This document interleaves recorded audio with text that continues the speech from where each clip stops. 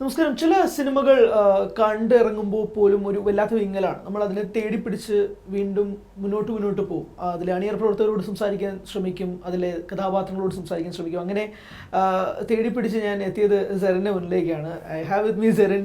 Serine, thank you so much for your time and thank you for accepting this invitation. കാരണം ഇത്തിരി നേരം എന്ന സിനിമയെക്കുറിച്ച് സംസാരിക്കാനാണ് നമ്മൾ എത്തിയിരിക്കുന്നത്. ആൻഡ് ഈ സിനിമ കണ്ടിറങ്ങുന്ന പ്രേക്ഷകൻ എന്ന രീതിയിൽ നമ്മുടെ മൈൻഡിൽ ഒരു വല്ലാത്തൊരു ഒരു എന്താ പറയുക, ഒരു ഫ്രിഡ്ജ് പോലെയാണ്. ഒരു തണുപ്പുണ്ടാവുന്ന ഒരു വളരെ മെൽറ്റിംഗ് ആയിട്ട് പോകുന്നൊരു ഫിലിം. ആൻഡ് അടുത്ത കാലത്ത് അങ്ങനെ ഒരു അനുഭവം തന്നൊരു സിനിമ വളരെ കുറച്ചാണ്. And Anjana, the character that you portrait was outstanding and it will be in my heart, and thank you so much for that character. Thank you. And then first of all, എൻ്റെ ആദ്യത്തെ ചോദ്യം, and കുറച്ച് spoilers ഉണ്ടാവുമായി, ഞാൻ ആദ്യമേ ഇത് മുൻകൂട്ടി പറയട്ടെ. അപ്പോൾ ഈ കഥാപാത്രം ഇപ്പോൾ അഞ്ജന ഫസ്റ്റ് റോഷനെ വിളിക്കുന്നുള്ളൂ, അനീഷിനെ വിളിക്കുന്നത് എന്തിനാണെന്ന് അറിഞ്ഞാൽ കൊള്ളാമെന്നുണ്ട്. Why is she calling him after ഒരു 7-8 years? ആ ഗ്യാപ്പിന് ശേഷം എന്തുകൊണ്ടാണ് വിളിക്കുന്നത്? എന്തിനായിരുന്നു കോൾ? അത് Don't tell it's just for the closure. There's something beyond. Closure മാത്രമല്ല, ഒരു ക്യൂരിയോസിറ്റിയും ഉണ്ടായിരിക്കാം ഇപ്പോൾ. കാരണം അഞ്ജനയുടെ കണക്ഷൻ സിറ്റിയോടുള്ള എല്ലാ കണക്ഷൻസും വിട്ടുപോയിരിക്കുകയാണ്. അപ്പോൾ ആകപ്പാടുള്ള ഒരു കണക്ഷൻ അനീഷ് വഴിയാണ്. അപ്പോൾ ഹൗ ഈസ് ഹി ഡൂയിങ്, പുള്ളിക്കാരൻ എന്തൊക്കെയാണ് ചെയ്യുന്നത്? She's always been curious about him. Breakup കഴിഞ്ഞിട്ടും അതുണ്ട്. അപ്പോൾ I think just to find out what's happening in his life, അതിൽ നിന്ന് തുടങ്ങിയതായിരിക്കാം. ഓഫ് കോഴ്സ് നിങ്ങൾ പറഞ്ഞ പോലെ ക്ലോഷറും ഉണ്ടായിരിക്കും, ക്ലോഷറിൻ്റെ ഒരു ആവശ്യം. പക്ഷേ ആദ്യം എനിക്ക് തോന്നുന്നു ക്യൂരിയോസിറ്റി തന്നെ ആയിരിക്കും അവളെ ഹുക്ക് ചെയ്തത്.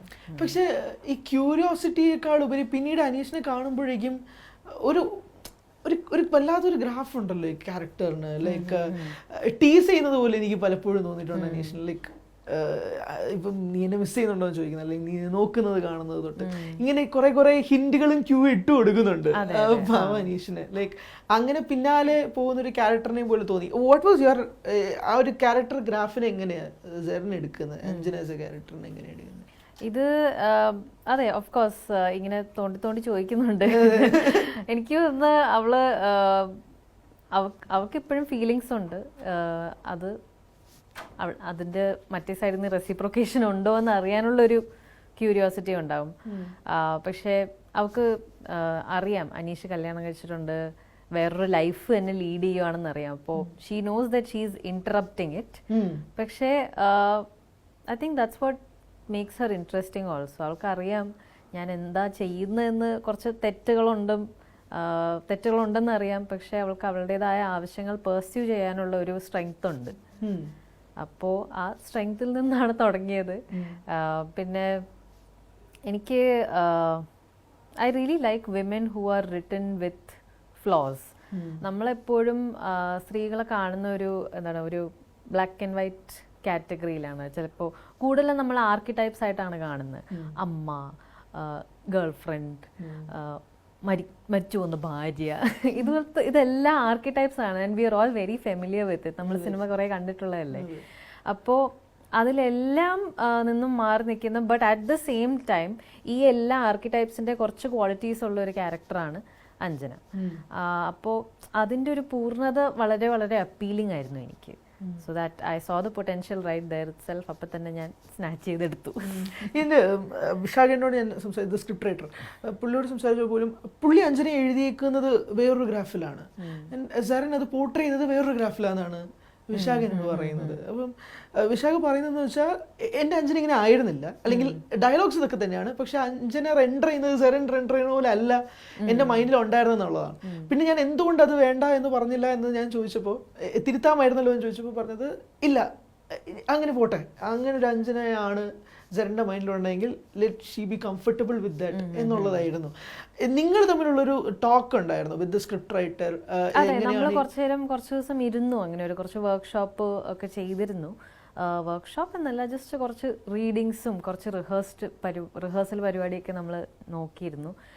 എന്താന്ന് വെച്ചാൽ എല്ലാ പടം ചെയ്യുമ്പോഴും നമുക്ക് ഈ എന്താണ് പ്രീ പ്രൊഡക്ഷൻ അവരുടെ ഒരു റിഹേഴ്സലാണല്ലോ, ടെക്നിക്കൽ ക്രൂവിന്റെ റിഹേഴ്സലാണ് പ്രീ പ്രൊഡക്ഷൻ. അങ്ങനെ പലപ്പോഴും ആക്ടേഴ്സ് അങ്ങനെ റിഹേഴ്സൽ ചെയ്യാറില്ല.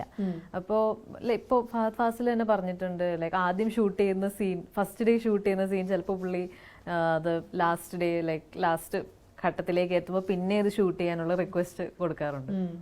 അപ്പോൾ ആ ഒരു സിറ്റുവേഷൻ മാറ്റാൻ വേണ്ടിയാണ് നമ്മൾ ആദ്യം തന്നെ കുറച്ചുകൂടെ ഇങ്ങനെ വാമപ്പ് ആയിട്ട് ഒരു ഫസ്റ്റ് ഡേയിലേക്ക് ഷൂട്ട് ചെയ്ത് കയറുമ്പോൾ കുറച്ച് കോൺഫിഡൻസ് ഉണ്ടാവും. നമ്മൾ ആവശ്യത്തിലധികം കുറച്ച് എക്സ്പ്ലോർ ചെയ്തിട്ടുണ്ട്, ഇതിൻ്റെ എന്തെല്ലാം പോസിബിലിറ്റീസ് ഉണ്ടാവും, വേറൊരു പെർസ്പെക്റ്റീവ് ഉണ്ടോ ഇത് എക്സ്പ്ലോർ ചെയ്യാൻ, അതൊക്കെ ഷൂട്ടിന് മുന്നേ ചെയ്തു വെച്ചാൽ നന്നായിരിക്കും. അപ്പോൾ വർക്ക്ഷോപ്സ് വളരെ ഇമ്പോർട്ടൻ്റ് തന്നെയാണ്. അതെ. നമ്മളൊരു ക്യാരക്ടറിനെ ഡെവലപ്പ് ചെയ്യാനായിട്ട് അത് പ്രത്യേകിച്ച് ക്രൂവുമായിട്ട് നിൽക്കുന്നത് ഹെൽപ്ഫുൾ ആയിട്ടുണ്ട് ഈ പടത്തിൽ എന്നുള്ളത് തന്നെയാണ്. ഇപ്പം ഈ സിനിമയ്ക്കകത്ത് ഇപ്പോൾ 2 ഷോട്ട്സ് ഞാൻ പ്രത്യേകം എടുത്ത് പറയാം. ഒന്ന്, ഈ അനീഷുമായിട്ട് ഇപ്പോൾ അനീഷ് സ്മോക്ക് ചെയ്യാന്ന് പറഞ്ഞിട്ട് ബാറിൽ നിന്ന് ഇറങ്ങിപ്പോയി വരുന്ന സമയത്ത് യു ഫോളോ ഹിം റൈറ്റ്, അവിടുന്ന് പടിയിൽ നിന്ന് ഇറങ്ങി വന്നിട്ട് പിന്നെ ഒരു വൈറ്റ് ഷോട്ടാണ്. ആൻഡ് ആ ഷോട്ട് ഏകദേശം ഒരു 3 to 5 minutes under, and single shot. അതിനിടയിൽ നിങ്ങളുടെ ആക്ടിവിറ്റീസ് നടക്കുന്നുണ്ട്, നിങ്ങളുടെ രണ്ടുപേരുടെയും പെർസ്പെക്റ്റീവ്സിനെ പറ്റി, അതിനിടയിൽ സംഭവിച്ച കാര്യങ്ങളെ പറ്റി കാര്യങ്ങൾ പറയുന്നുണ്ട്. How important is A single shot in these kind of situations? പ്രത്യേകിച്ച് ഇമോഷൻസിന് വേണമെങ്കിൽ കട്ട് വന്നു കഴിഞ്ഞാൽ അതൊരു സിനിമാറ്റിക് ഫീൽ വരാം. സിംഗിൾ ഷോട്ട് ആകുമ്പോഴേക്കും അതൊരു ലിവ് ഇൻ ദ മൊമെന്റ് പോലത്തെ പരിപാടി ഓഡിയൻസിന് ഫീൽ ചെയ്യും. അത് ബാക്ക് ഓഫ് ദ മൈൻഡിൽ തന്നെ ഓഡിയൻസ് കിട്ടുന്നതായിരിക്കും, അല്ലാതെ ചുമ്മാ ഇത് കട്ടാണോ എന്നല്ല ഞാൻ പറയുന്നത്. പക്ഷെ ബാക്ക് ഓഫ് ദ മൈൻഡിൽ ഒരു നാടകം, ഒരു പ്ലേ കാണുന്നത് പോലുള്ള ഫീലിംഗ് കിട്ടുന്നുണ്ട്. ഹൗ ഇമ്പോർട്ടൻ്റ് ഇസ് ദാറ്റ് ഒരു single shot for these kind of situations? അത് ഇറ്റ്സ് ക്വൈറ്റ് ഇമ്പോർട്ടൻ്റ്. അത് ഓഡിയൻസിനെ പെട്ടെന്ന്, അതും ഒരു കോൺവെർസേഷനാണ് നടക്കുന്നത്. അപ്പോൾ how can you make A conversation more interesting? ഇതിങ്ങനെ ഓരോ കട്ട് വെച്ച് പറയുമ്പോൾ അത് ആട്ടത്തിലൊരു വേറെ രീതിയിലാണ് കോൺവെർസേഷൻ്റെ റിതം വേറെ ഒന്നായിരുന്നു. കുറച്ചുകൂടെ ഹാർഡ് ഹിറ്റിംഗ് ആയിട്ടുള്ള സ്റ്റേറ്റ്മെൻറ്റ്സ് പറയുന്നതും അതിന് കുറച്ച് അങ്ങനെ റെസ്പോൺസ് വരുന്നത് പോലത്തെ ആയിരുന്നു ആട്ടത്തിൽ. കുറച്ചുകൂടെ പ്രൊവക്കേഷൻ ഉള്ള സ്റ്റേറ്റ്മെൻറ്റ്സ് ആയിരുന്നു ആട്ടത്തിൽ. പക്ഷേ ഇതിൽ കുറച്ചുകൂടെ ഫ്ലോ ഉണ്ട്, കുറച്ചുകൂടെ സൈലൻസസ് വരുന്നുണ്ട്. പിന്നെ എന്താണ്, കുറേ ഡിസ്കംഫർട്ടുള്ള കാര്യങ്ങൾ 2 ക്യാരക്ടേഴ്സും ടാക്കിൾ ചെയ്യുവാണ്, പക്ഷെ അവരുടേതായ ഒരു കംഫർട്ട് രീതിയിൽ. ഈ ക്യാരക്ടേഴ്സും അവരുടെ ഏറ്റവും കൂടുതൽ comfort level with each other ആണ്. അവർക്ക് ആ ഒരു ഡൈനാമിക് വേറൊരു ബന്ധത്തിൽ നിന്ന് കിട്ടിയിട്ടില്ല. അതുകൊണ്ടാണ് ഇത്തിരി നേരം ഇങ്ങനെ എപ്പോഴും ഇങ്ങനെ അവരിങ്ങനെ എക്സ്റ്റെൻഡ് ചെയ്തുകൊണ്ടിരിക്കുന്നത്, കുറച്ചു നേരം കൂടെ സ്പെൻഡ് ചെയ്യാനുള്ള ഒരു ആഗ്രഹം. പിന്നെ ആ കോൺവെർസേഷൻ ആക്ച്വലി നമുക്ക് കുറച്ച് ഇൻട്രസ്റ്റിംഗ് ആയിരുന്നു. കാരണം നമ്മളിങ്ങനെ ഇപ്പോൾ പറഞ്ഞ പോലെ റൈറ്ററിൻ്റെ മനസ്സിലുള്ള ക്യാരക്ടർ അഞ്ജന വേറെ രീതിയിലായിരുന്നു. പക്ഷേ ഐ തിങ്ക് ഒരു സ്ത്രീ ആ ഒരു പെർസ്പെക്റ്റീവിലേക്ക് വരുമ്പോൾ, ഒരു സ്ത്രീയുടെ പെർസ്പെക്റ്റീവ് ഇതിലേക്ക് വരുമ്പോൾ it will B quite different. ഞാൻ റിലേഷൻഷിപ്പിലായിരുന്ന സമയത്ത്, ലൈക്ക് എൻ്റെ ഫസ്റ്റ് സീരിയസ് റിലേഷൻഷിപ്പ് ആയ സമയത്ത് ഞാൻ ഫുൾ അത് എങ്ങനെയാണ്, നമ്മുടെ സൈഡിൽ നിന്ന് ഫുൾ ഗിവിങ് ചെയ്യുവാണ്, എല്ലാം കീഴടക്കി ഒരാൾക്ക് വേണ്ടി എല്ലാം ചെയ്തു കൊടുക്കാം എന്നുള്ള ഒരു പൊസിഷനിലാണ് പലരും അവരുടെ ഫസ്റ്റ് സീരിയസ് റിലേഷൻഷിപ്പിൽ. അപ്പോൾ അത് നമ്മളെ ശരിക്കും ഇമ്പാക്റ്റ് ചെയ്യുന്നത്, നമ്മുടെ ഇൻഡിവിജ്വാലിറ്റിയെ ശരിക്കും ഇമ്പാക്റ്റ് ചെയ്യുന്നൊരു, നമ്മുടെ വേൾഡ് വ്യൂ എങ്ങനെയാണ് ഉണ്ടായി വരുന്നത് അതിനെയൊക്കെ ഒരു ഇൻഫ്ലുവൻസ് ചെയ്യുന്നൊരു കാര്യമാണ്. അപ്പോൾ how a woman approaches that is very different from how a male writer would approach it. അപ്പോൾ രണ്ടിൻ്റെയും എന്താണ് ഡിഫറൻസസ് വന്ന് ചേർന്നപ്പോൾ I think there was something beautiful that came up. അപ്പോൾ അങ്ങനെയാണ്. ഇപ്പം ഞാനൊരു ഇൻ്റർവ്യൂവിൽ വായിച്ചൊരു കാര്യം, ജെറിൻ ഒരു സിനിമ ചൂസ് ചെയ്യുന്നതിൽ ഈ ടെക്നിക്കൽ ടീമിനെ ഭയങ്കരമായി ശ്രദ്ധിക്കാറുണ്ട് എന്നുള്ളതാണ്. അത് എങ്ങനെയാണ് ആ സിനിമ വരിക എന്നുള്ളതിനെ പറ്റി ഒരു ധാരണ ഈ ഒരു ടെക്നിക്കൽ ടീമിനെ വെച്ചിട്ട്, അല്ലെങ്കിൽ അവരുടെ പാസ്റ്റ് വർക്ക്സിനെ വെച്ചിട്ട്, what tempted you to take up this film? അത് എന്തായിരുന്നു അതിൻ്റെ പിന്നിലുള്ള റീസൺ? ഇതിൽ ഇറ്റ് വാസ് ദ സ്ക്രിപ്റ്റ് ആയിരുന്നു.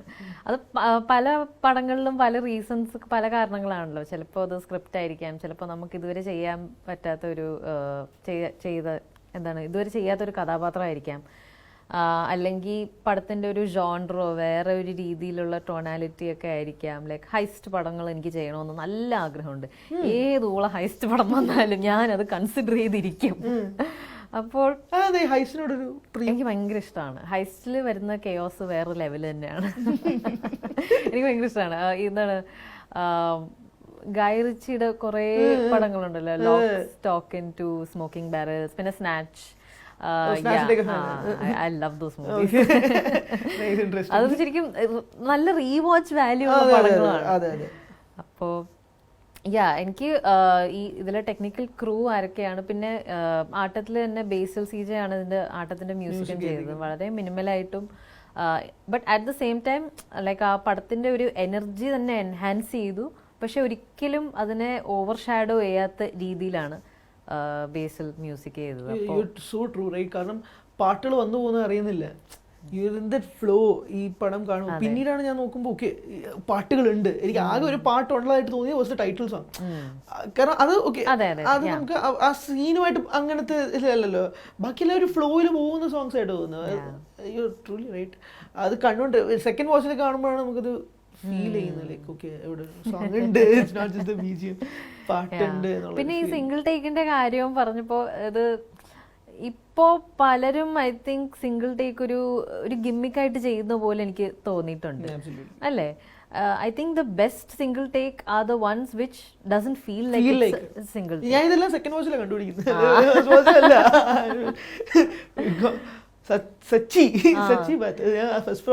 പലരും എന്നോട് പറഞ്ഞു ഈ അഡോളസൻസ് എന്നൊരു നെറ്റ്ഫ്ലിക്സിന്റെ TV ഷോ ഉണ്ടായിരുന്നു, അത് ഫുൾ സിംഗിൾ ടേക്ക് ആണ്. പക്ഷെ അത് കണ്ടാൽ നമുക്ക് തോന്നില്ല അത് ഫുൾ സിംഗിൾ ടേക്കിലാണ് ഷൂട്ട് ചെയ്തിരിക്കുന്നത്. അത്രയ്ക്ക് ഇൻട്രസ്റ്റിംഗ് ആയിട്ട് അവർ ചെയ്തിട്ടുണ്ട്. അതും ഓഫ് കോഴ്സ് അത് നോട്ട് ചെയ്യേണ്ട ഒരു കാര്യമാണ്. ഇത് എന്താണ്, കുറേ നെറേറ്റീവിനെ ഹെൽപ്പ് ചെയ്യുന്ന കുറേ ടൂൾസ് ഉണ്ട് ഓഫ് കോഴ്സ് സിനിമറ്റോഗ്രഫിയിലും ഫിലിം മേക്കിങ്ങിലും. പക്ഷെ ഇത് ഒരിക്കലും കഥ പറച്ചിലിനെ ഹൈജാക്ക് ചെയ്യരുത്. ആ ഒരു മിനിമം ഗ്യാരണ്ടി ഉണ്ടെങ്കിൽ കഥ നല്ല കയ്യിലാണ് എന്നതാണ് എൻ്റെ വിശ്വാസം. ഇപ്പം യു റൈറ്റ്. ഇപ്പം ഡോൺ പാൽത്രയുടെ റിമജി ചെയ്ത പടം ഇപ്പോൾ സന്തോഷത്തിന് ഒന്നാം സിംഗിൾ ടേക്ക് ഫിലിം. അത് ആക്ച്വലി അത് പുൾ ഓഫ് ചെയ്ത് ഇപ്പോഴും എങ്ങനെയാ, എനിക്ക് എപ്പോഴെങ്കിലും I want to meet him and ask him. അത് കൺസീവ് ചെയ്തതേ വാസ് ഭയങ്കരമായൊരു സംഭവം. അത് പുൾ ഓഫ് ചെയ്യാൻ തന്നെ ഇറ്റ്സ് എ 90 minute ലോങ് പടം. ആ പടം ഫുൾ എടുത്ത് വെച്ചേക്കാന്ന് പറഞ്ഞൊരു സാധനമുണ്ട് inside the car. But still I mean that was great. അത് ആ പടം കാണുമ്പോഴേ നമുക്ക് എപ്പോഴും ഒരു ബാക്ക് ഓഫ് ദ മൈൻഡിൽ പോകുന്നൊരു സാധനം കൂടിയാണ്. ആൻഡ് ഞാൻ പറഞ്ഞ രണ്ടാമത്തെ സീക്വൻസ് വാസ് നമ്മുടെ പങ്കജ് ഹോട്ടലിലെ rooftop sequence. What a scene. ആ സീൻ കഴിഞ്ഞ് ആ സീനിന്റെ കോമ്പോഷർ തന്നെ ഭയങ്കര രസമാണ്. ഞാൻ പറയുന്നത് നിങ്ങൾ തമ്മിൽ നിൽക്കുന്ന ആയിക്കോട്ടെ, the way he takes that cigarette from your finger, അത് യൂസ് ചെയ്യുന്നതായിക്കോട്ടെ, whole text I think you can feel the excitement in me. ആ സാധനം ഉണ്ടല്ലോ, അതും സിംഗിൾ ടേക്ക് ആയിട്ടാണ് പോകുന്നത്. ഞാൻ പറയുന്നത് ഇമാതിരി സിറ്റുവേഷൻസ് ഒക്കെ ഇതൊക്കെ ഒന്നാമത് നമ്മൾ ആ ഒരു ഓക്കെ രണ്ട് ക്യാരക്ടേഴ്സും അവരുടെ ഏറ്റവും പീക്ക് പോയിന്റ് നിൽക്കുന്ന ഒരു പോയിന്റിലാണല്ലോ ഇവർ ഇതൊക്കെ ചെയ്യുന്നത്. ആൻഡ് അത് നമ്മൾ പുൾ ഓഫ് ചെയ്യുന്ന ഒരു single take. Tell me about that sequence alone. രാത്രി 3 മണിക്ക് ഷൂട്ട് ചെയ്ത സീക്വൻസ്. ഞാനത് കേട്ടത് ഏകദേശം 14ാമത്തെ ഷോട്ടാണത്. ഓക്കെ ആക്കി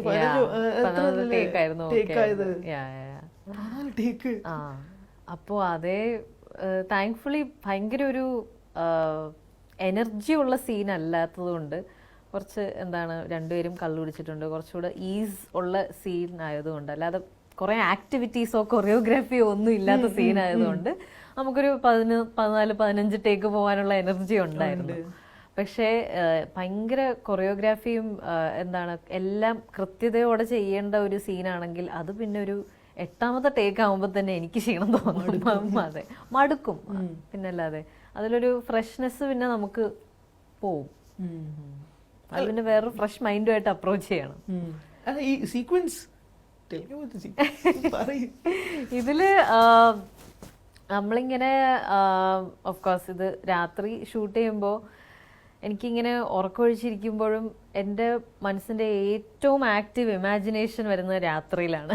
അപ്പോൾ വേറെ എപ്പോഴും ഇല്ലാത്ത ക്രിയേറ്റിവിറ്റി ആ സമയത്ത് അടിച്ചു കയറി നമ്മളിങ്ങനെ കുറേ സജഷൻസും അങ്ങോട്ടും ഇങ്ങോട്ടും പറയുമായിരുന്നു. ലൈക്ക് പ്ലേസ്മെൻറ്റും പിന്നെ ഏത് പോയിന്റിലാണ് പുള്ളി അടുത്തേക്ക് വരുന്നതും.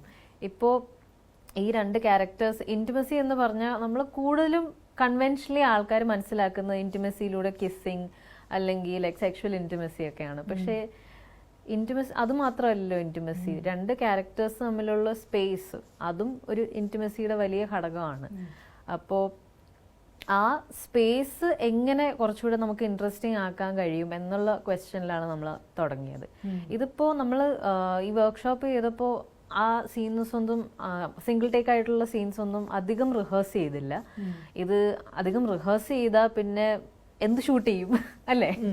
അതിൻ്റെ ഒരു we have to still approach it with a fresh mind. അപ്പോൾ അത് കൂടുതലും നമ്മൾ ഇരുന്ന് വായിച്ച് നമ്മളുടേതായ ഒരു ഫ്ലോയിൽ തന്നെ ചെയ്ത റിഹേഴ്സൽസ് ഒക്കെ ആയിരുന്നു അവിടെ.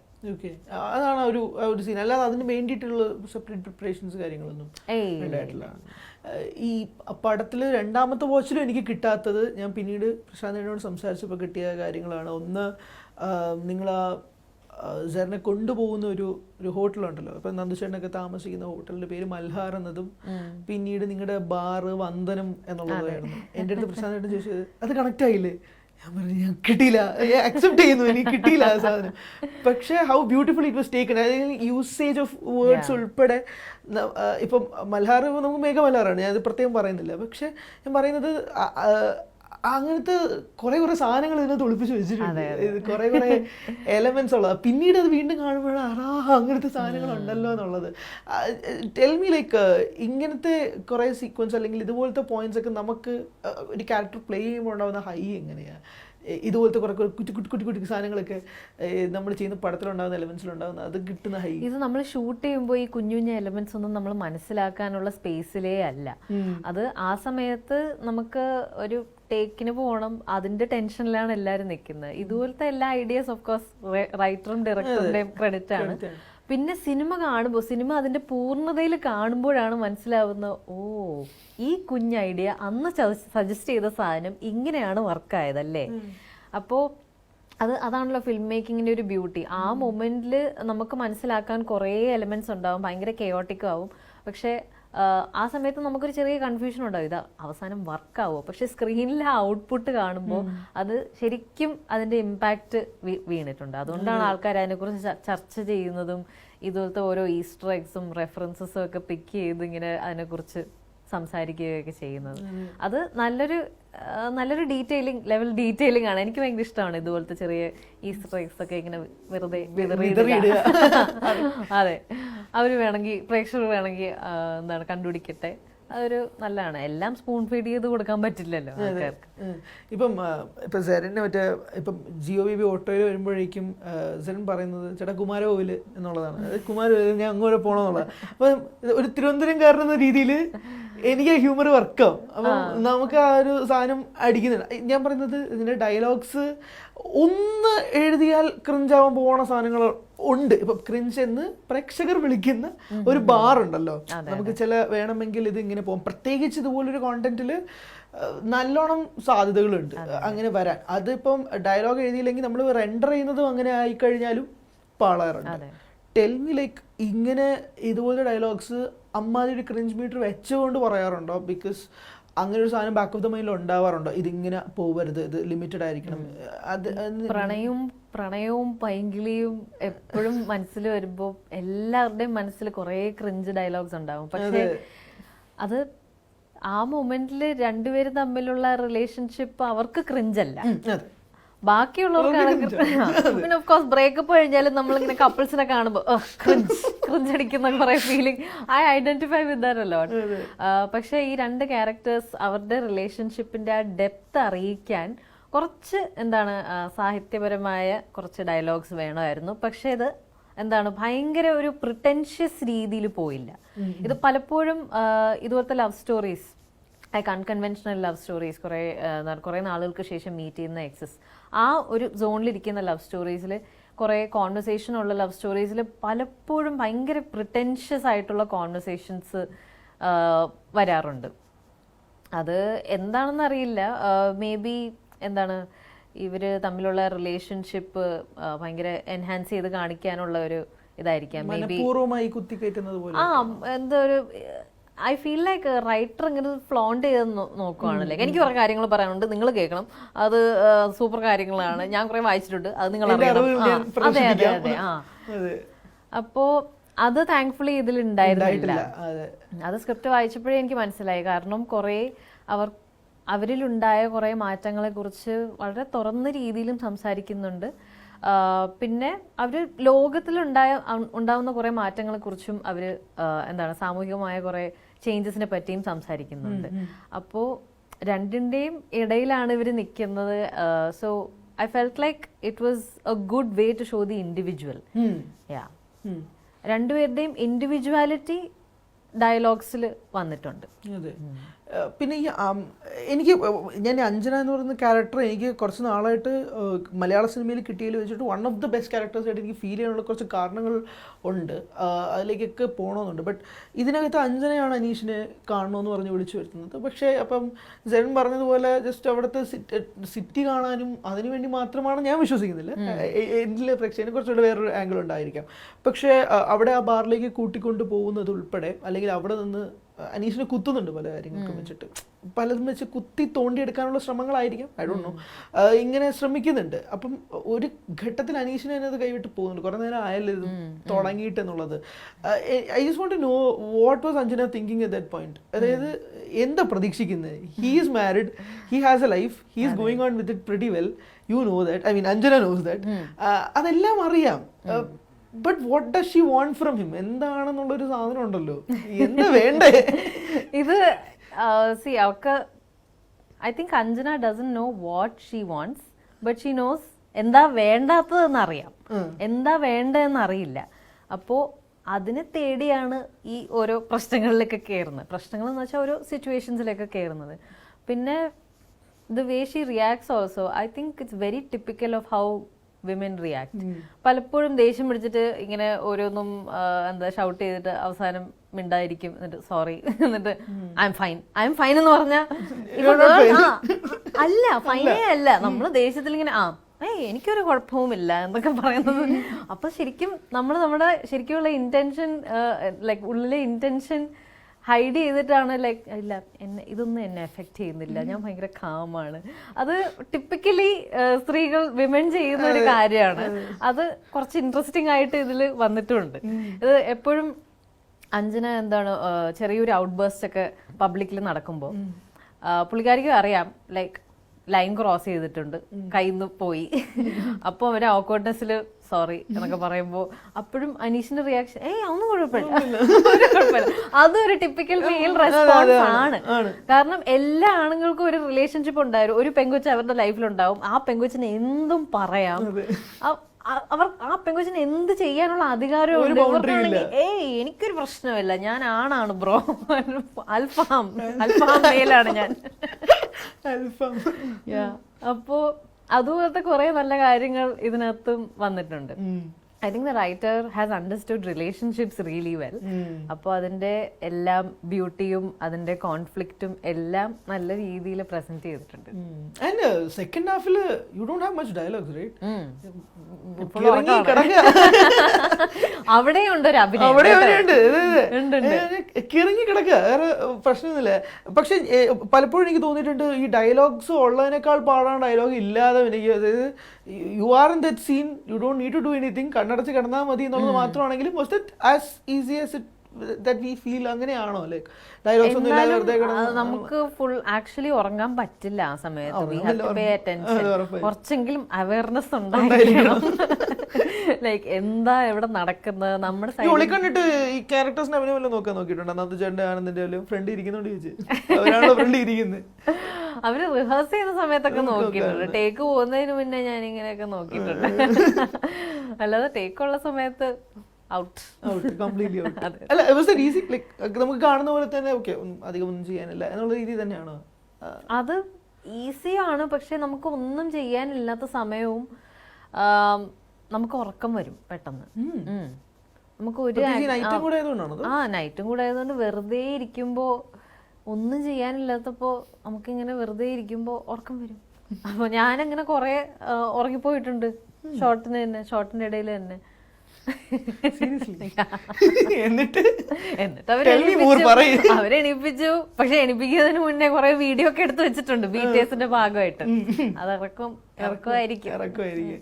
ഈ have you met someone like Anjana or are you an Anjana? അഞ്ജനയിലെ ചില ക്യാരക്ടറിസ്റ്റിക്സ് ഒക്കെ ഞാൻ ഓഫ് കോഴ്സ് ചെയ്തിട്ടുണ്ട്. Tell me those characters specifically. Specifically I think എങ്ങനെയാണ് റിലേഷൻഷിപ്പിൽ നമ്മൾ റിയാക്ട് ചെയ്യുന്നത്. നമുക്ക് ഏറ്റവും പ്രിയപ്പെട്ട ഒരാളെ അത് എസ്പെഷ്യലി നമ്മുടെ ലൈഫിൽ നിന്ന് മാറിയ ഒരാളോട് നമ്മൾ എങ്ങനെയാണ് പെരുമാറുന്നത്, ആ റിയാക്ഷൻസ് ഒക്കെ പലതും ഞാൻ റിലേറ്റ് ചെയ്തിരുന്നു അഞ്ജനയിൽ നിന്നും.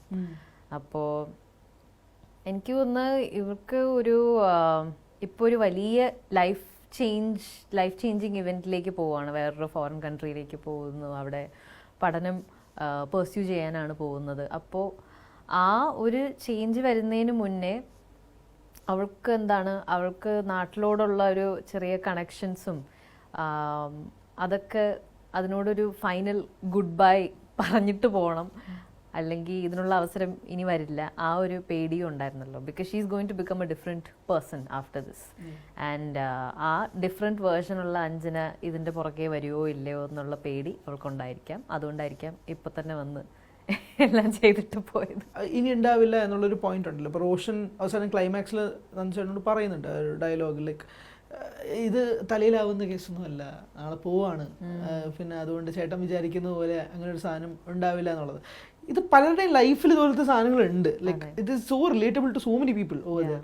ഇത് ഇങ്ങനെ പെട്ടെന്ന് വീണ്ടും വർഷങ്ങൾക്ക് ശേഷം വരിക, അല്ലെങ്കിൽ ഒരു മീറ്റപ്പ്, ഭയങ്കര ഒരു ഭയങ്കര സംഭവം കൂടിയാണത്. So while shooting or something like that, have you guys talked about it? കാരണം ഇത് ഞാൻ പറയുന്നത് ഇത് നമ്മുടെ ഇടയിൽ ഉണ്ടാകുന്ന, അല്ലെങ്കിൽ പലരുടെയും ഇടയിൽ, ഇപ്പം പറയുന്നത് ഇപ്പം കല്യാണം കഴിച്ചവർക്കിടയിൽ പോലും ഇത് മുന്നേ സംഭവിച്ചോ അല്ലെങ്കിൽ ഏതെങ്കിലും റിലേഷൻഷിപ്സിൽ ഉണ്ടാവാറുള്ള ഒരു കാര്യം കൂടി തന്നെയാണല്ലോ. ജസ്റ്റ് വാണ്ട് ടു നോ നിങ്ങൾ തമ്മിലുള്ള കോൺവെർസേഷൻസ് എന്താണ് ബിഹൈൻഡ് ദ ക്യാമറ. ബിക്കോസ് എനിക്ക് തോന്നുന്നു 26 ദിവസം മാത്രമാണ് ഇതിൻ്റെ ഷൂട്ടിംഗ് ഡേയ്സ് ഉണ്ടായിരുന്നു എന്നുള്ളതാണ്. ബട്ട് ഇതിനെ പറ്റിയോ അല്ലെങ്കിൽ ഇതിനെ ചുറ്റിപ്പറ്റിയോ ഇതിനെ ഉണ്ടാക്കാൻ കഴിയുന്ന ചേഞ്ചസോ the inputs from your team? റോഷനും ഞാനും ഷൂട്ട് ചെയ്യാത്ത സമയത്ത് നമ്മുടെ കോൺവെർസേഷൻസ് ഇതൊന്നും അല്ലായിരുന്നു.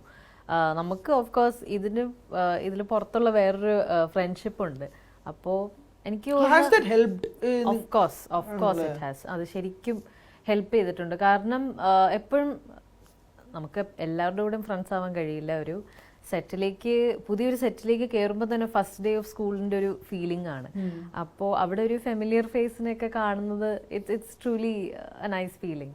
പിന്നെ ഇത്രയും ഇൻറ്റിമസി ഉള്ള കോണ്ടാക്റ്റ് ഉള്ള സീൻസ് ഒക്കെ വരുമ്പോൾ ഞാൻ കൈ ഇങ്ങനെ എടുത്ത് വെച്ചാൽ ഇയാൾ എന്തെങ്കിലും വിചാരിക്കുമോ, അല്ലെങ്കിൽ ഇങ്ങനെ ഇത്രയും അടുത്ത് നിന്നാൽ ഇവർക്ക് പ്രശ്നമാവോ ഇല്ലയോ, ഇവർക്ക് ബുദ്ധിമുട്ടാവോ ഇല്ലയോ, ആ ഒരു ഇൻഹിബിഷനെ നമ്മുടെ മനസ്സിൽ നിന്ന് പോവുകയാണ് അതൊരു ഫ്രണ്ട് ആവുമ്പോൾ. കാരണം അങ്ങനത്തെ എന്തെങ്കിലും ഉണ്ടായാലും അത് ആ മൊമെന്റിൽ എന്നെ പറഞ്ഞ് ക്ലിയർ ചെയ്യാനുള്ള ട്രാൻസ്പെറൻസി നമ്മുടെ ബന്ധത്തിലുണ്ട്. അപ്പോൾ കുഴപ്പമില്ല, എന്തെങ്കിലും നടന്നാലും ഈവൻ ഇഫ് ഇറ്റ്സ് ലൈക്ക് അറിയാതെ എന്തെങ്കിലും ഒരു അങ്ങനത്തെ ഒരു ഫിസിക്കൽ ക്രോസിങ്ങോ ബാരിയറോ ഉണ്ടായാലും അത് ആ മൊമെന്റിൽ പറഞ്ഞു തീർത്തിട്ട് നമ്മൾ മൂവ് ഓൺ ചെയ്യുകയാണ്. അത് ചിലപ്പോൾ വേറൊരു സ്ട്രേഞ്ചറായിട്ട് നമ്മൾ പ്രൊഫഷണലി മാത്രം കാണുന്ന ഒരു ആക്ടറായിട്ട് അത് പെർസ്യൂ ചെയ്യാൻ കുറച്ച് ബുദ്ധിമുട്ടായിരിക്കും. അപ്പോൾ അത് ട്രൂലി ഹെൽപ്ഫുൾ. ഇനി just talking about the Aneesh perspective, okay, ഇപ്പം നിങ്ങൾ അതേ ബാറിൽ രണ്ടാമത്തെ സീക്വൻസിൽ ആ റൂഫ് ടോപ്പ് ബാറിൽ ഇന്ന് സംസാരിക്കുമ്പോഴേക്കും എൻ്റെ എക്സിൽ നിന്നും കുറച്ച് സംഭവങ്ങൾ ലീക്കായിട്ടുണ്ട് അല്ലെങ്കിൽ അങ്ങനെ എടുത്തു വെച്ചിട്ടുണ്ട് എന്നുള്ള കാര്യം പറയുമ്പോൾ അവിടെ ഉണരുന്നു ദാ ടിപ്പിക്കൽ അനീഷ് പക്ഷെ അറിയുമ്പോൾ ഓരോ ഡീറ്റെയിൽസ് അറിയുമ്പോഴും ഇങ്ങനെ എന്നിട്ട് അവിടെ ദാ വരുന്നു അനീഷ് എന്ന മലയാളി മെയിൽ വരുന്നുണ്ടല്ലോ. അതായത് rather than comforting the other person അറിയേണ്ടത് ഓക്കെ ഇത് പോവോ, ഇത് ലീക്കായോ, ഇത് അങ്ങനെ വന്നു കഴിഞ്ഞോ, ഇപ്പോഴും വന്നില്ലേ, ഇത് ഡിലീറ്റ് ചെയ്യണ്ടേ, അതല്ലേ, അങ്ങനെയുള്ളൊരു സംഭവം ഉണ്ടല്ലോ. അതൊരു വളരെ ആണുങ്ങൾ റിയാക്ട് ചെയ്യുന്ന ഒരു വളരെ ടിപ്പിക്കൽ സാധനമാണ്. പലപ്പോഴും പെണ്ണുങ്ങൾക്ക് ആണുങ്ങളിൽ നിന്ന് ആവശ്യം ഒരു ലിസണിങ് ഇയർ ആണ്. നമുക്ക് സൊല്യൂഷൻ വേണ്ട, അത് നമ്മൾ തന്നെ ആലോചിച്ചുണ്ടായിക്കോളാം, കുഴപ്പമില്ല, അതൊക്കെ അഭിപ്രായം പറയണ്ട, ജസ്റ്റ് ഒന്ന് കേട്ടാ മതി. കാരണം നമ്മളിങ്ങനെ അതിനെക്കുറിച്ച് സംസാരിച്ചാണ് സൊല്യൂഷൻ നമ്മുടെ മനസ്സിലേക്ക് വരുന്നത്. അത് വെരി ഡിഫറെന്റ്, ഒരു core aspect of like female psychology. അങ്ങനെയാണ് ഞാൻ ലൈക്ക് പലതവണയും എൻ്റെ റിലേഷൻഷിപ്പിലൊക്കെ സംഭവിച്ചിട്ടുണ്ട്. ലൈക്ക് എന്തിനാണ് സൊല്യൂഷൻ ഓഫർ ചെയ്യുന്നത്, അത് സൊല്യൂഷനൊക്കെ കണ്ടെത്താനുള്ള മെച്ചൂരിറ്റി എനിക്കുണ്ട്, അതെനിക്കും അറിയാം, ജസ്റ്റ് ലിസൺ. സോ അതും നല്ലൊരു യഥാർത്ഥ ജീവിതത്തിൽ നിന്ന് പറയുന്ന പോലെ. No, but that was അത് നമുക്ക് റിലേറ്റ് ചെയ്യാൻ പറ്റുന്ന ഒരു കാര്യമല്ല. And it was shown so beautifully also. അതെ അതെ അതെ, അത് വീണ്ടും വീണ്ടും ചോദിക്കുമ്പോൾ പോലും ഓഡിയൻസിന് നമുക്കത് ഫീൽ ചെയ്യുന്നുണ്ട്. ലൈക്ക് അത് ചോദിക്കണ്ട, നീ മറ്റൊരു ലിസണർ ഔട്ട് എന്ന് പറഞ്ഞൊരു സാധനം ഉണ്ടല്ലോ. How do you take that? ആ ഒരു Malayali kind of perspective, Malayali men kind of perspective. അത് മലയാളി മെൻ മാത്രമല്ല, എല്ലാ അങ്ങനെ കുഴപ്പമില്ല. പക്ഷെ അത് അങ്ങനെ ചെയ്താലും അത് if it's the right man, അവര് നമ്മൾ പറയുമ്പോ തന്നെ അത് തിരുത്തി മാറ്റിക്കോളും, കുഴപ്പമില്ല, റൈറ്റ് മാൻ ആണെങ്കിൽ. പിന്നെ ഇതിനകത്ത് ഒരു കാര്യം പറയുന്നുണ്ടല്ലോ, ഇപ്പം ഞാനൊരു വിഡ്ഢിയാണ്, എന്നെ പലർക്കും പറ്റിച്ചിട്ട് പോകാം, പക്ഷെ നിന്നെ ആ കാറ്റഗറിയിൽ പെടുത്തിയിട്ടില്ല എന്നും പറയുന്നുണ്ട്. ആൻഡ് സ്റ്റിൽ അഞ്ജന വേറൊരു സീനിൽ അനീഷിനെ ബ്ലെയിമും ചെയ്യുന്നുണ്ട്, നീ അന്ന് നിന്നിട്ടില്ല. Was that contradictory? ജസ്റ്റ് ഒരു ഡൗട്ടാണ്. പറ്റിച്ചിട്ട് പോയിട്ടില്ല എന്ന് അഞ്ജന പറയുമ്പോൾ പോലും അന്ന് ആ പ്രായത്തിൽ ഞാൻ റെഡി ആയിരുന്നു, പക്ഷെ നീ റെഡി അല്ല എന്നുള്ളൊരു സീക്വൻസിൽ നിങ്ങൾ പറയുന്നുള്ള ഡയലോഗിൽ, അതൊരു കാര്യത്തിൽ അങ്ങനെ ആയിക്കൂടി, വേണമെങ്കിൽ അയാൾക്ക് അന്ന് ഒഴിഞ്ഞു പോകാൻ വേണ്ടിയിട്ടുള്ളൊരു ഒരു രീതിയിൽ പറ്റിപ്പായിട്ട് കാണാമല്ലോ. Then why was that dialogue? എന്തുകൊണ്ട് ഞാൻ അതിൽ പെടുത്തിയിട്ടില്ല നിന്നെ എന്നുള്ളത്? അത് വീണ്ടും ഇവനെ തിരിച്ചു പിടിക്കാനുള്ള ഒരു വേണ്ടി ഉണ്ടാക്കി അല്ല. ഇവർക്കറിയാം ഇത് പറഞ്ഞിട്ടുള്ളതെല്ലാം ഭയങ്കര എന്താണ്, ഒരു ചെകിട്ടത്തടി കൊടുക്കുന്ന പോലെ കുറെ സ്റ്റേറ്റ്മെന്റ്സ് ഇങ്ങനെ ബാക്ക് ടു ബാക്ക് ഇവള് പറഞ്ഞിട്ടുണ്ട്. അപ്പോൾ അത് അവനെ ശരിക്കും ഇമ്പാക്ട് ചെയ്തിട്ടുണ്ടെന്ന് അറിയാം, അത് കാണുന്നുണ്ടല്ലോ ഇഫക്റ്റ്. ഈ ഇത് പറയുന്നത് തോന്നുന്നു മറ്റേ നമ്മുടെ റിലേഷൻ ബ്രേക്കപ്പ് കഴിഞ്ഞിട്ട് എന്തോ ഒരു അവയവം നഷ്ടപ്പെട്ട പോലെയായിരുന്നു. ആ സമയത്താണ് ഇവൾ മനസ്സിലാക്കുന്നത് ആ ബ്രേക്കപ്പിന്റെ ഇമ്പാക്റ്റ് എങ്ങനെയാണ് ഇവനിലുണ്ടായത്. അപ്പോൾ അതെന്തായാലും കേട്ടപ്പോൾ ഭയങ്കര സങ്കടം കലർന്നൊരു കാര്യമാണ്. ബിക്കോസ് അവൾ വിചാരിച്ചു ഏറ്റവും വലിയ ഹാർട്ട് ബ്രേക്ക് അവളുടേതാണെന്ന്. അപ്പോൾ ആ സമയത്താണ് അവൾ ആദ്യമായിട്ട് അറിയുന്നത്, ഓ ഓക്കെ, എൻ്റെ മാത്രമല്ല, ഇവിടെയും വലിയൊരു ഹാർട്ട് ബ്രേക്ക് നടന്നിട്ടുണ്ട്. ഒരു റീപ്ലേസ്മെന്റ് തെറാപ്പി എന്നൊക്കെ പറയുമ്പോൾ അത് ശരിക്കും കൊള്ളുന്നുണ്ട്.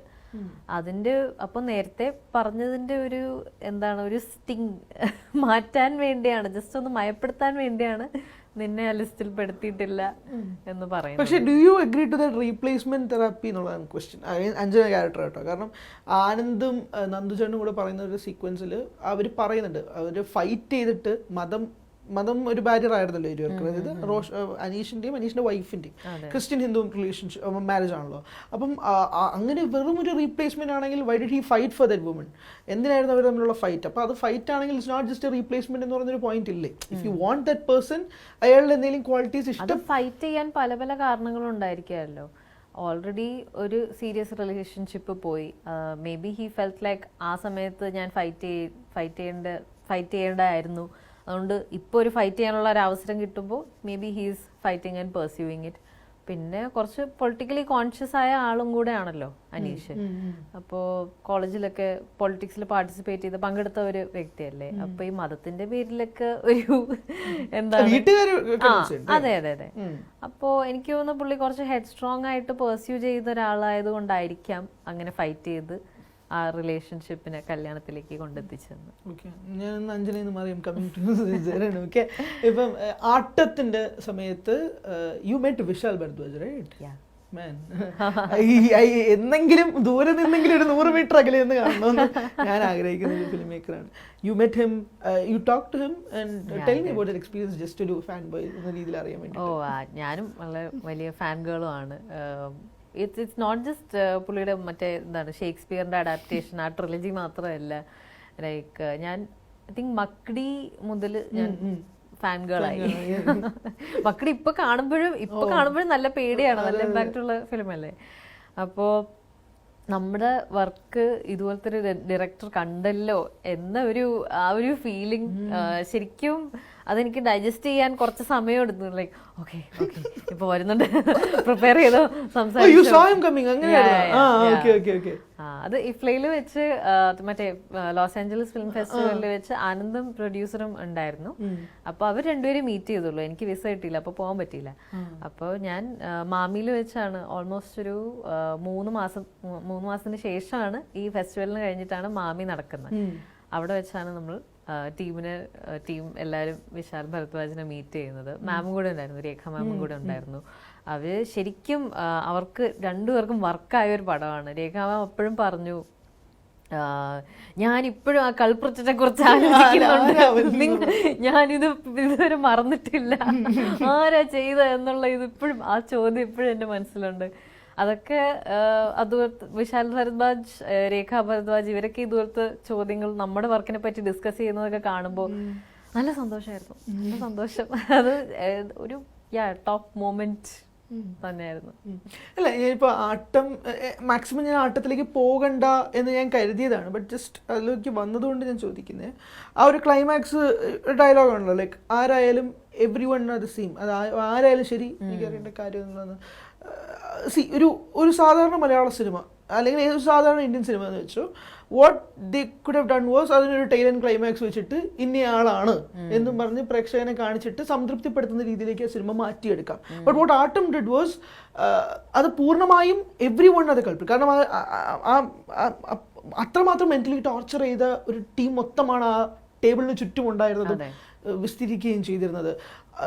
രീതിയിൽ അവര് ചെയ്ത വിസ്തരണം ആ ക്രൈമിനെക്കാട്ടും വലിയതാണ് ഉറപ്പായിട്ടും. അപ്പൊ ഞാൻ ചോദിക്കുന്നത്, how do you rate that screenplay? ആ ക്ലൈമാക്സിന്റെ screenplay how do you rate എന്ന് ജസ്റ്റ് ഒന്ന് അറിയാനായിട്ടുള്ള ആഗ്രഹമുണ്ട്. അത് ഓഫ് കോഴ്സ് ഇത് നമുക്ക് ഏറ്റവും കൂടുതൽ ആ ഒരു പോസിബിലിറ്റി ഉണ്ടായിരുന്നു, ഇത് ആരാണ് റിവീൽ ചെയ്യണം എന്നുള്ളതും. പക്ഷേ അതിൽ അഞ്ജലി എന്ന പ്രൊട്ടാഗണിസ്റ്റിനൊരു നല്ല ആർക്ക് ആ വഴിയിൽ കിട്ടില്ലായിരുന്നു.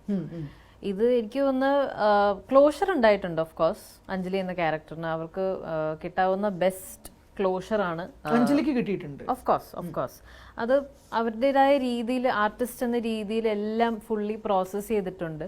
അപ്പോൾ ഇവര് അത് നാടകമായിട്ട് പ്രസന്റ് ചെയ്തിരിക്കുന്ന അവളുടെ കത്താർസിസ് ആണ്. അപ്പോൾ അത് അവൾക്ക് വർക്കായിട്ടുണ്ട്. ബാക്കിയുള്ളവർക്ക് അത് വർക്കാവണോ ഇല്ലയോ എന്ന് അറിയില്ല.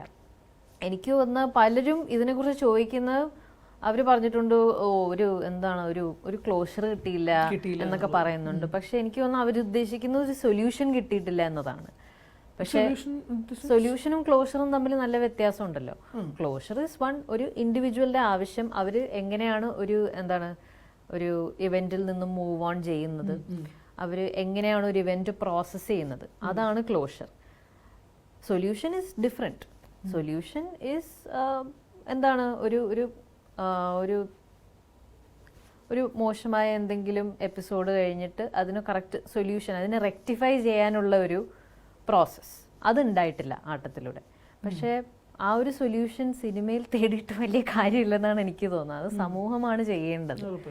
അത് പിന്നെ അതിലൊരു കാര്യം, അത് ആരായിരുന്നു എന്ന് നമുക്കറിയില്ല, എന്തുകൊണ്ടറിയില്ല. അത് നല്ലൊരു ചോദ്യമാണ്. കാരണം നമുക്ക് പറയാൻ പറ്റില്ല, നമുക്ക് പ്രെഡിക്റ്റ് ചെയ്യാൻ പറ്റില്ല. അതാരും ആയിരിക്കാം. ഈ നമുക്കെതിരെ നടക്കുന്ന ഒരു വയലൻസ് അത് വീട്ടിലായിരിക്കാം തുടങ്ങുന്നത്, സ്കൂളിലായിരിക്കാം. പക്ഷെ നമുക്ക് പറയാൻ പറ്റില്ല. ചിലപ്പോൾ നമ്മുടെ ഏറ്റവും അടുത്തുള്ള ആള് തന്നെയാണ് ഇതുപോലത്തെ നമുക്കെതിരെ ഇങ്ങനെ ചെയ്യുന്നത്. So it can be any one. So you can't look like A criminal. ആരും ആയിരിക്കാം. നമുക്കങ്ങനെ ലുക്കിന്റെ ബേസിസിൽ ഒരു ക്രിമിനലിനെയോ ഒരു വില്ലനെയോ ഐഡന്റിഫൈ ചെയ്യാൻ കഴിയില്ല. അത് എല്ലാവരും നമ്മുടെ ഇടയിൽ തന്നെ ഉണ്ട്, മിണ്ടാതെ അവിടെ ഇരിക്കുന്നുണ്ട്. I loved it.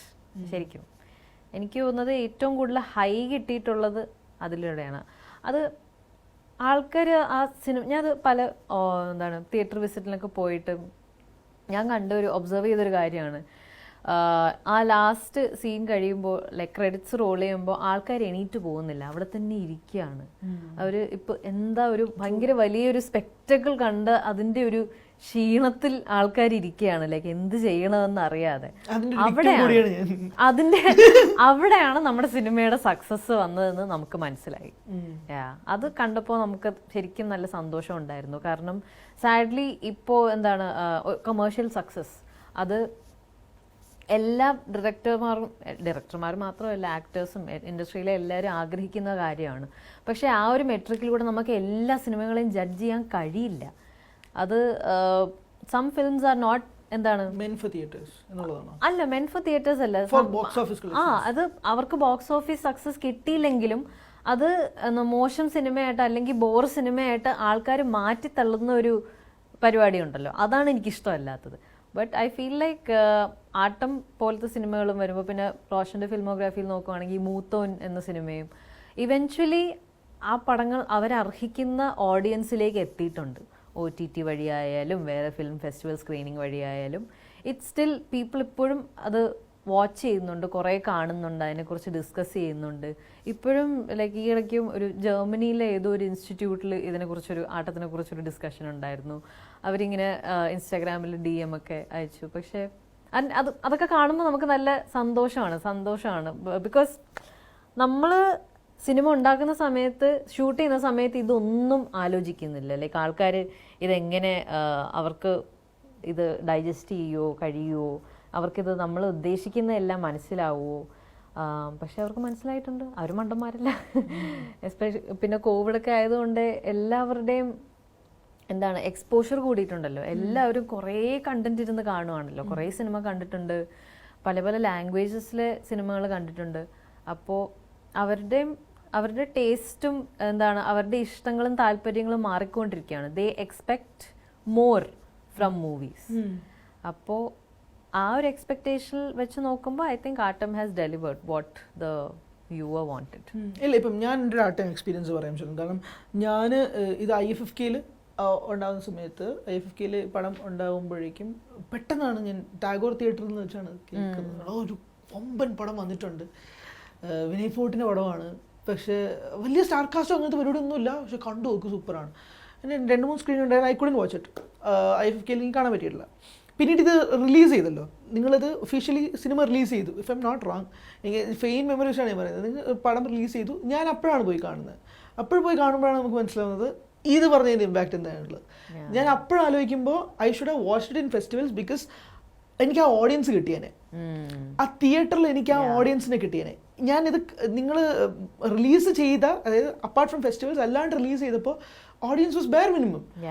എനിക്കപ്പോൾ ആ ഓഡിയൻസ് കിട്ടുന്നില്ല. അവിടെയാണ് ആ ഒരു സിനിമയ്ക്ക് എത്രമാത്രം തിയേറ്റർ വാച്ച് ആവശ്യമാണ് റാദർ ദാൻ OTT അല്ലെങ്കിൽ നമ്മൾ ഒറ്റയ്ക്കിരുന്ന് കാണുന്നതിനുള്ള ഒരു വാസ്റ്റ് ഡിഫറൻസ് നമുക്ക് അറിയാൻ പറ്റുന്നത്. ലൈക്ക് ഞാനും എൻ്റെ 2-3 ഫ്രണ്ട്സും ഇരുന്ന് ഹോസ്റ്ററൊക്കെ ആയിട്ട് നിൽക്കുമ്പോൾ നമ്മൾ പറയണം അത് ഫെസ്റ്റിവലിൽ കാണണമെന്നടാ, ആ ഓഡിയൻസിൻ്റെ കൂടെ ഇരുന്ന് കണ്ടിരുന്നെങ്കിൽ നമുക്കൊരു വേറെ എക്സ്പീരിയൻസ് ഉണ്ടായേനെ എന്ന് പറയുന്നൊരു സാധനമുണ്ട്. ഇപ്പം ഞാൻ ഈ ടോപ്പിക് ഇട്ടുകൊണ്ട് ഞാൻ ചോദിക്കുക, ഈ ബോക്സ് ഓഫീസ് കളക്ഷൻസ് ആണല്ലോ ഇപ്പോൾ ഏറ്റവും കൂടുതൽ സിനിമകൾ സംസാരിക്കപ്പെടുന്നത്. പണ്ട് മറ്റേ നമ്പർ ഓഫ് ഡേയ്സ് ആണ് അതിൻ്റെ പോസ്റ്റേഴ്സ് ആയിരുന്നെങ്കിൽ now it's the collections. What is your take on it? അത് ഒരു ഇൻഡസ്ട്രിക്ക് എനിക്കറിയില്ല, മാർക്കറ്റ് വൈസ് അത് നല്ലതായിരിക്കാം, അത് കൂടുതൽ എക്സ്പോഷർ കിട്ടുന്നതായിരിക്കും. ബട്ട് ആസ് ഒരു സിനിമയുടെ കോണ്ടന്റിനെ തീരുമാനിക്കപ്പെടേണ്ടത് അതൊരു 100 കോടി എത്തുമ്പോഴാണ്, അല്ലെങ്കിൽ 200 കോടി എത്തുമ്പോഴാണ്. അത് ഭയങ്കര അൺഫെയർ ആയിട്ടുള്ളൊരു കണ്ടീഷനാണ് എനിക്ക് തോന്നുന്നത്. എല്ലാ സിനിമയ്ക്കും അവരുടേതായ ഒരു ക്വാളിറ്റി ഉണ്ടല്ലോ, അതിൻ്റെതായ ഒരു സ്ട്രെങ്ത് ഉണ്ടായിരിക്കുമല്ലോ. അത് ചിലപ്പോൾ അതിൻ്റെ വിഷ്വൽസിലായിരിക്കാം, ചിലപ്പോൾ അതിൻ്റെ കഥയിലായിരിക്കാം, അല്ലെങ്കിൽ ഒരു സ്റ്റാർ ഉള്ളതുകൊണ്ടായിരിക്കാം, പിന്നെ കുറേ നാളുകൾക്ക് ശേഷം അഭിനയിക്കുന്ന ഒരു ആക്ടറിൻ്റെ കംബാക്ക് അതിലൊക്കെ ആയിരിക്കാം. ഇതെല്ലാം ഈ ഫാക്ടേഴ്സ് എല്ലാം മാറ്റി വെച്ചിട്ട് എത്ര കളക്ട് ചെയ്തു, കളക്ഷൻ എന്തായിരുന്നു, അപ്പോൾ ആ ഒരു നമ്പേഴ്സിന്റെ പുറകെ പോകുമ്പോൾ I feel like we loose on the beauty of film making. And നമ്മുടെ ഇൻഡസ്ട്രിയിലെ പല പല സിനിമകൾക്കും പലതരം സിനിമകൾക്ക് കോ എക്സിസ്റ്റ് ചെയ്യാനുള്ള ഒരു നല്ല സ്പേസ് നമ്മൾ തന്നെ ക്രിയേറ്റ് ചെയ്തിട്ടുണ്ട്. അത് നമ്മൾ തന്നെ ഇല്ലാതാക്കാതെ I feel like it's there, ഇപ്പോഴും ഉണ്ട്, തീർച്ചയായിട്ടും ഉണ്ട്. അതുകൊണ്ടല്ലേ ഇപ്പോഴും നമ്മുടെ ഇൻഡസ്ട്രിയിൽ തിയേറ്റർ, ഇപ്പോൾ സജൻ ബാബു ഡയറക്റ്റ് ചെയ്ത തിയേറ്റർ റിമാർക്കലിങ്ങളുടെ ഫിലിം ഇറങ്ങിയത്. And Should I need to counter? I'm saying there are a lot of movies like that. അതുപോലത്തെ തിയേറ്ററിന് എന്താ സംഭവിച്ചത് ഞാൻ പറയണത് പറഞ്ഞു എന്താ സാറേ, നമ്മൾ ഈ ലോകത്ത് തന്നെയല്ലേ ജീവിക്കുന്നത്. ഞാൻ ആ സിനിമ പോയി കാണുമ്പോൾ ഐ നോ ദാറ്റ് ഞാൻ 2 വട്ടം ആ ഷോ പോയി കാണുമ്പോഴേക്കും 2 times ഷോ ക്യാൻസൽ ചെയ്യപ്പെട്ടു, ബിക്കോസ് ആളുകൾ ഇല്ലാത്തത് കൊണ്ട്. 3rd ടൈമാണ് എനിക്ക് ആ സിനിമ കാണാൻ പറ്റുന്നത്. I watch that movie before, because നമുക്ക് അതിന്റെ യെസ് അല്ല അവർ അയച്ചു തന്നിരുന്നു, ജസ്റ്റ് കണ്ടിട്ട് നമുക്കൊരു ഇന്റർവ്യൂ ചെയ്യാൻ വേണ്ടിയിട്ട്. ആ ടൈമിൽ അത് എനിക്ക് ഭയങ്കര ബെനിഫിറ്റ് ആയി. കാരണം ഞാൻ പറഞ്ഞില്ലേ നമ്മളൊരു സിനിമ കണ്ടു കഴിയുമ്പോൾ നമുക്ക് അതിൽ നിന്ന് ചോദിക്കാൻ പറ്റുന്നുള്ളത്, അതവരെ അയച്ചു തന്നു എന്നുള്ളതാണ്. പക്ഷെ ഞാൻ വീണ്ടും തിയേറ്ററിൽ പോയി കണ്ടപ്പോൾ അനുഭവം ഞാൻ പറയുന്നത്, രണ്ടു വട്ടം ആളില്ലാത്തതുകൊണ്ട് ഷോ ക്യാൻസൽ ചെയ്യപ്പെട്ടു.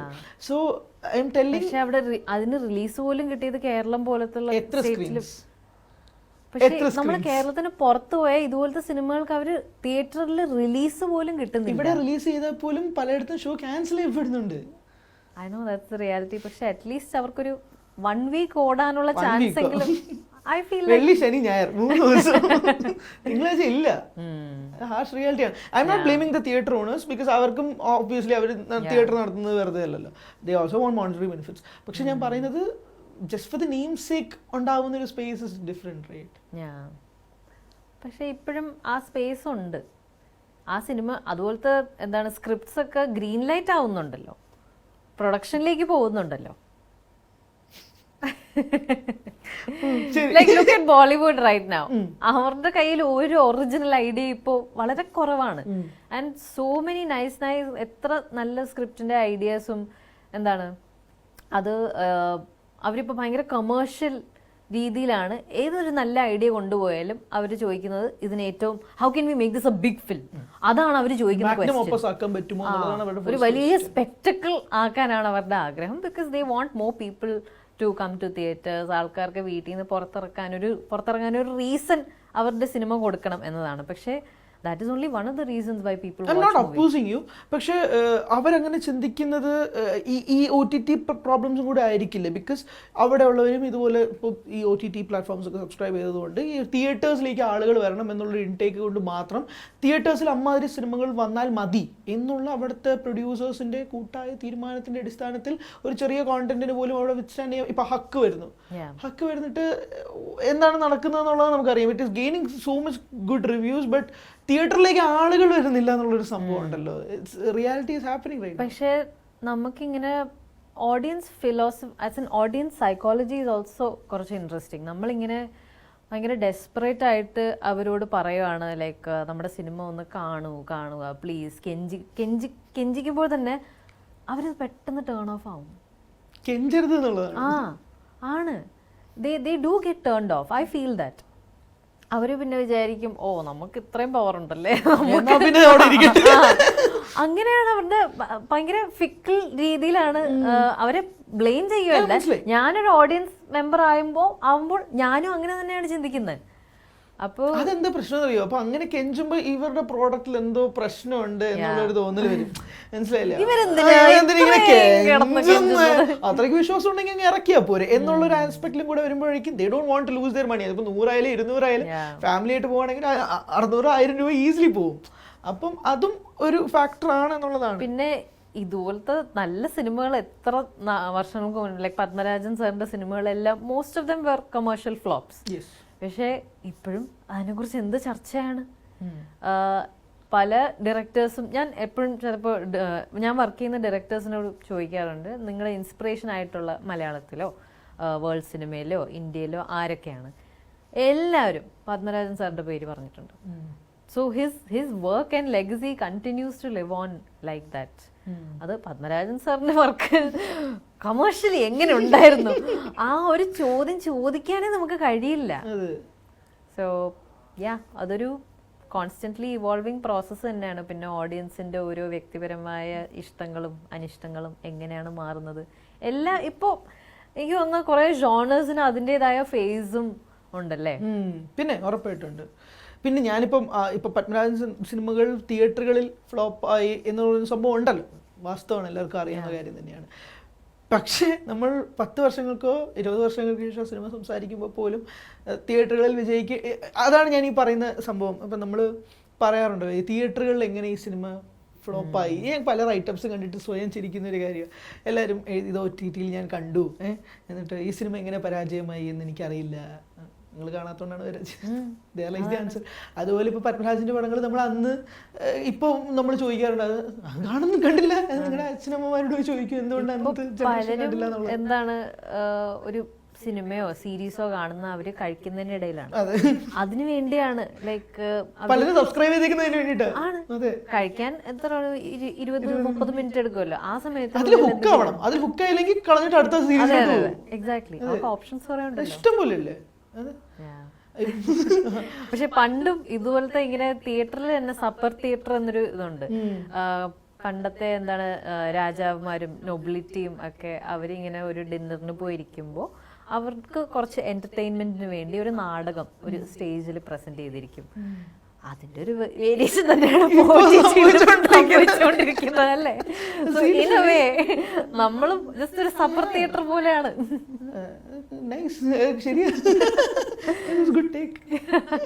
അല്ല, ഞാനിങ്ങനെ കുറെ എനിക്ക് ഈ കുറെ സീരീസ് ഇങ്ങനെ ബിഞ്ച് വാച്ച് ചെയ്ത് കാണുമ്പോൾ എനിക്ക് ചെറിയൊരു കുറ്റബോധമുണ്ട്. ലൈക്ക്, ഓ, ഇതൊരു 6 മണിക്കൂർ ഞാൻ ഇതിന്റെ പുറകെ നടന്നല്ലോ. ആ ഒരു കുറ്റബോധം മാറ്റാൻ വേണ്ടിയാണ് ഞാൻ ഇതുപോലത്തെ ജസ്റ്റിഫിക്കേഷൻ കണ്ടുപിടിച്ച് എന്നെ തന്നെ സമാധാനിപ്പിക്കുന്നത്. അല്ല, ഞാൻ ചോദിക്കട്ടെ, ഇപ്പൊ 6 മണിക്കൂർ ഇരുന്ന് കാണുമ്പോൾ അത് നമ്മൾ ഹുക്ക് ചെയ്തുകൊണ്ടാണോ അതോ നമ്മൾ തുടക്കം കുറിച്ചതുകൊണ്ട്? Just know how you watch web series എങ്ങനെ? ലൈക്ക് ഫസ്റ്റ് എപ്പിസോഡിൽ ഹുക്കായി എന്നതുകൊണ്ട് ബാക്കി കണ്ടിന്യൂ ചെയ്യണോ, അത് ഞാൻ തുടങ്ങിപ്പോയി എന്ന് പിന്നെ ബാക്കി തീർത്തേക്ക് അതാണ് ഹുക്ക് ആവുന്നതുകൊണ്ട് മാത്രമാണ് ഞാൻ ഒരെണ്ണം ഫിനിഷ് ചെയ്യുന്നത്. പിന്നെ എന്നാലും അവസാനം എത്തുമ്പോഴേക്കും റിഗ്രറ്റ് ചെയ്ത സീരീസ് ഉണ്ട്. പക്ഷെ എന്നെ ഇടയ്ക്ക് if the web series loses me, ആ കണ്ടന്റ് എന്നെ ലൂസ് ചെയ്യുകയാണെങ്കിൽ ഞാൻ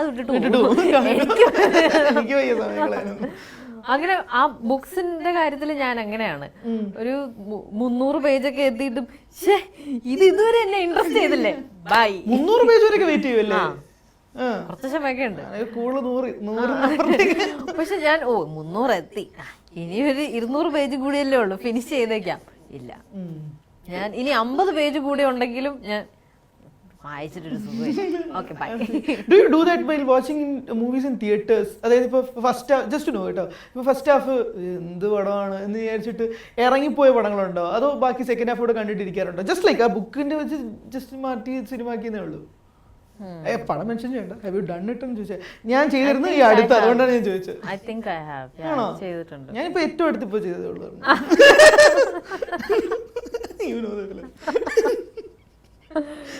ഇറങ്ങിപ്പോയി ഫസ്റ്റ് ഹാഫ് നടന്നില്ല. പക്ഷെ അങ്ങനത്തെ പടങ്ങളൊക്കെ നമുക്ക് ഫ്രണ്ട്സിന്റെ കൂടെ ഒക്കെ കാണുന്ന നല്ല രസമാണല്ലോ. അപ്പൊ നമ്മള് ഒറ്റയ്ക്ക് വരുന്ന ടോർച്ചർ. അതെ, ശരിയാണ്. ചെയ്തിട്ടുണ്ട്. ഓക്കെ, അപ്പം ഇപ്പൊ ബോളിവുഡിൽ അവിടെ പോയി വെബ് സീരീസും ചെയ്തിട്ട് യു കമ്മിങ് ഹിയർ എന്നതുകൊണ്ട് മാത്രം ഞാൻ ചോദിക്കാം, ഹൗ വാസ് എ ഡിഫറൻസ്? രണ്ട് ഇൻഡസ്ട്രികൾ തമ്മിൽ വർക്കിംഗ് പാറ്റേൺസിൽ, ഇപ്പോൾ വർക്കിംഗ് പാറ്റേൺ ഒക്കെ ആണല്ലോ ഏറ്റവും കൂടുതൽ ചർച്ച. അവിടെ you need this kind of works Saturday Sunday, അല്ലെങ്കിൽ സാറ്റർഡേയിൽ നിങ്ങൾ ഒന്ന് പ്രിപ്പയർ ചെയ്യാൻ വേണ്ടി ടൈം, സൺഡേ കംപ്ലീറ്റ്ലി ഓഫ്. അവിടെ ആക്ടേഴ്സ് ഉൾപ്പെടെ പറഞ്ഞ കാര്യം ഞാൻ ചോദിക്കുന്നത്. സൺഡേ കംപ്ലീറ്റ്ലി ഓഫ്, ഒരു തരത്തിലും വർക്കുമായിട്ട് ബന്ധം വേണ്ട. സാറ്റർഡേയിൽ എന്തെങ്കിലും പ്രിപ്പറേഷൻ ഉണ്ടെങ്കിൽ അത് Monday to Friday take a working basis, ഒരു 9 hours or 10 hours we are ready to work എന്ന് ആക്ടേഴ്സ് ഉൾപ്പെടെ പറയുന്ന സ്റ്റേറ്റിൽ what is your comment on it? അത് അവിടെ അവർക്ക് കുറച്ചുകൂടെ റൂൾസും റെഗുലേഷൻസ് എന്തായാലും ഉണ്ട്.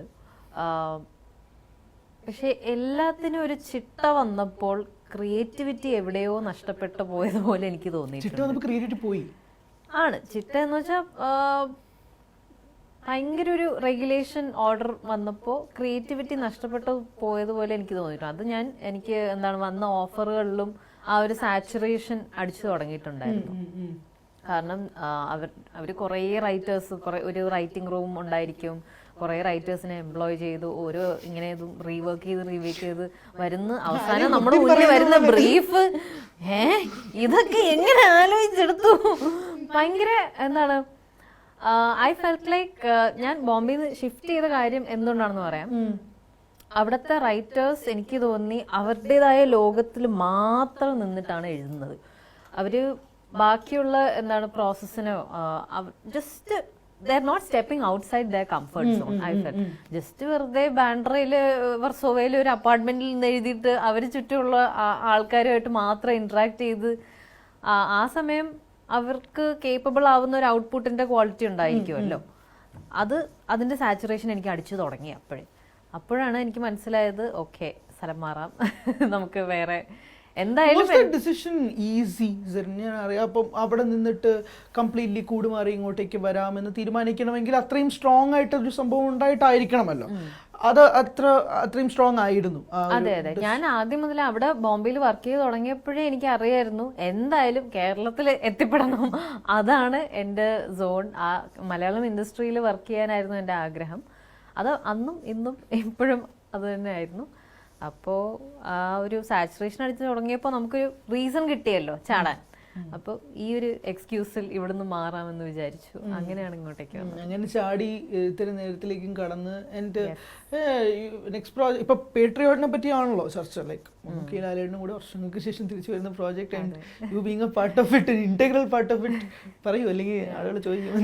It's really really exciting. കാരണം എനിക്ക് ഓഫ് കോഴ്സ് ഇതിൽ എല്ലാവരുടെയും ഹൈപ്പ് ഫാക്ടർ ഉണ്ട്. പക്ഷെ എൻ്റെ ഏറ്റവും വലിയ ഹൈപ്പ് ഫാക്ടർ ഡയറക്ടർ തന്നെയാണ് മഹേഷ് നാരായണൻ. മഹേഷ് നാരായണൻ ആട്ടം കണ്ടിട്ട് എന്തോ അതെ. സോ ഞാൻ ഏറ്റവും കൂടുതൽ വർക്ക് ചെയ്യാൻ താല്പര്യമുള്ള കുറെ ഒരു ഡയറക്ടേഴ്സിന്റെ ലിസ്റ്റ് ഉണ്ട്. അതിൽ വിശാൽ ഭരദ്വാജ് ഉണ്ട്, മഹേഷ് നാരായണൻ ഉണ്ട്, ഡോൺ പാലാത്രയുണ്ട്, കോങ്കണ സെൻ, സുധാ കൊങ്കാര, ഇതൊക്കെ കുറെ ആൾക്കാരുണ്ട്. ഓക്കെ, അപ്പോൾ ആ ലിസ്റ്റിൽ പെട്ട ഒരു വ്യക്തി എന്നെ ലൈക്ക് റീച്ച് ഔട്ട് ചെയ്ത് എൻ്റെ പെർഫോമൻസ് ഒക്കെ അപ്രീഷിയേറ്റ് ചെയ്ത് കേട്ടപ്പോൾ അത് വളരെ ഒരു വലിയ ഹൈ ആയിട്ടുള്ള മൊമെന്റ് ആയിരുന്നു ശരിക്കും. പിന്നെ അത് കഴിഞ്ഞിട്ട് ഓഡിഷന് വിളിച്ചപ്പോഴും ഞാൻ ഇങ്ങനെ ഈശ്വര ഇതെവിടെ എത്തിപ്പെടും, കുഴപ്പമില്ല, എല്ലാവരും ജസ്റ്റ് ഒരു അവസരമായിട്ട് കാണുക. നമുക്ക് കിട്ടിയ അവസരം മുതലാക്കണമല്ലോ. ഇത് ഔട്ട്പുട്ടിനെ കുറിച്ച് നമുക്ക് എന്താണ് ആലോചിച്ചാൽ ചിലപ്പോൾ ആ പ്രോസസ്സ് തന്നെ നമുക്ക് എൻജോയ് ചെയ്യാനോ നമുക്ക് ഡെലിവർ ചെയ്യാനോ ഇംപ്രസ് ചെയ്യാനോ കഴിയില്ല. അപ്പോൾ ആ അവസരം മുതലാക്കിയിട്ടാണ് പടത്തിന്റെ ഭാഗമായി മാറിയത്. എനിക്ക് ഒന്ന് മഹേഷേട്ടനെ എക്സ്പെക്ട് ചെയ്യുന്ന ഒരു റിഗർ ഉണ്ടല്ലോ ആക്ടേഴ്സിൽ നിന്ന്, അത് എല്ലാ ആക്ടേഴ്സിൽ നിന്നും എക്സ്പെക്ട് ചെയ്യുന്നുണ്ട്.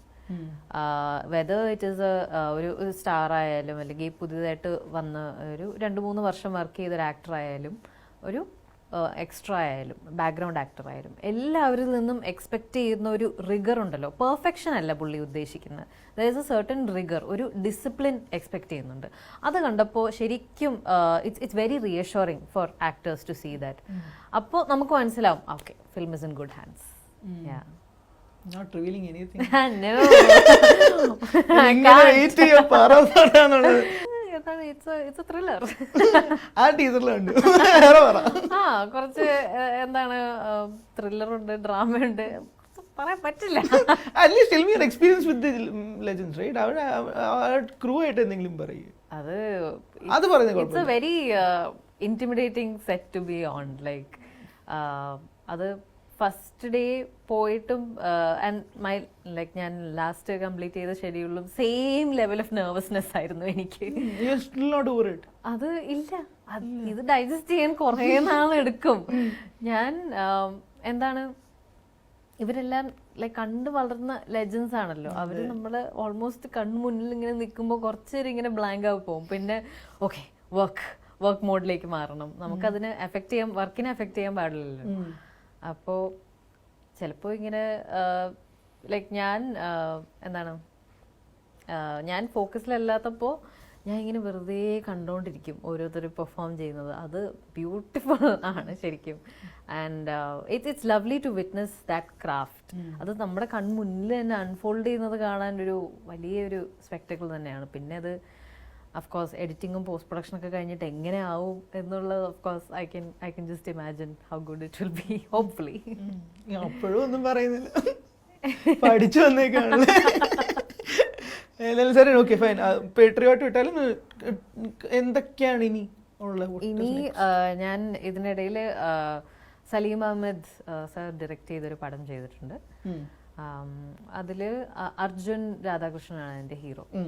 one of my favorite actor. He's also a good friend. ഒന്ന് അറിയിച്ചേക്കണേ. Thank you sir, thank you so much for your time for discussing ഇത്തിരി നേരം. ആൻഡ് ബാക്കിയുള്ള കാര്യങ്ങളെല്ലാം സംസാരിച്ചാൽ ഐ ഹോപ്പ് കൂടുതൽ ആളുകളിലേക്ക് ആ സിനിമ എത്തണം, അത് സംസാരിക്കപ്പെടണം. And request to the audience, please go and watch it in theatres. I hope it will be a good session തന്നെ ആയിരിക്കും എന്നാണ് ഞാൻ വിശ്വസിക്കുന്നത്. It's going to be a good session. Thank you sir, thank you so much for your time. Thank you so much for having me.